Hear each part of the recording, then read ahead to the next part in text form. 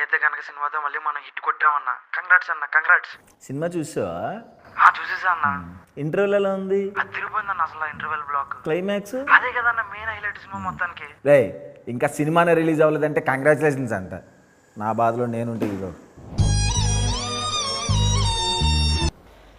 అరే బావా, జనకైతే కనుక ఓవర్ తీసుకున్నావంటగా, నాకు ఒక ఐఫోన్ తీసుకురా.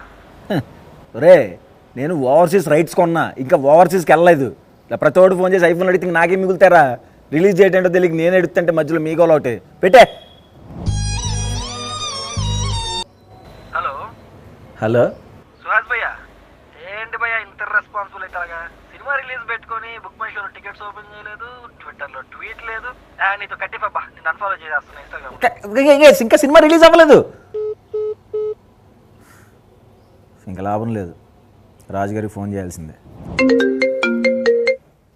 హలో సార్, నేను ఓవర్సీస్ డిస్ట్రిబ్యూటర్ సుహాస్ మాట్లాడుతున్నాను. సార్ మీరు సరిగ్గా వినలేదు, నేను ఓవర్సీస్ డిస్ట్రిబ్యూటర్ సుహాస్ మాట్లాడుతున్నాను. సుహాస్ చెప్పు. అదే సార్, మన సినిమా డేట్ ఒకటి చెప్తే ఒక ట్వీటో పోస్టరో వేసుకుందామని సార్. ఏంటే బాబు నీ కంగారు? ఓవర్సీస్ కొన్నావో లేదో ఒకటే కంగారు పడుతున్నావు. సో నాకు తెలుసు కదా రిలీజ్ ఎప్పుడు చేయాలి ఏంటి అని. సార్ రిలీజ్ అవ్వని సినిమాకి కూడా కంగ్రాచులేషన్స్, బుక్ మై షోలో టికెట్ ఏదని అడుగుతున్నారు సార్. ఒక డేట్ చెప్పండి సార్ ప్లీజ్. ఇప్పుడు మనం తీసిన సినిమా ఫ్యామిలీ అందరు కలిసి చూడాల్సిన సినిమా కదా, మంచి హాలిడేస్లో ఫెస్టివల్ మూడ్లో రిలీజ్ చేయాలి. సో దసరాకి రిలీజ్ చేస్తున్నాం. దసరా అంటే ఇది October 12th. దసరా కంటే పర్లేదా సార్? ఏమైనా నేను చెప్తున్నాను కదా, నా ఎక్స్పీరియన్స్తోనే నేను చెప్తాను ఏ సినిమా ఎప్పుడు రిలీజ్ కావాలని.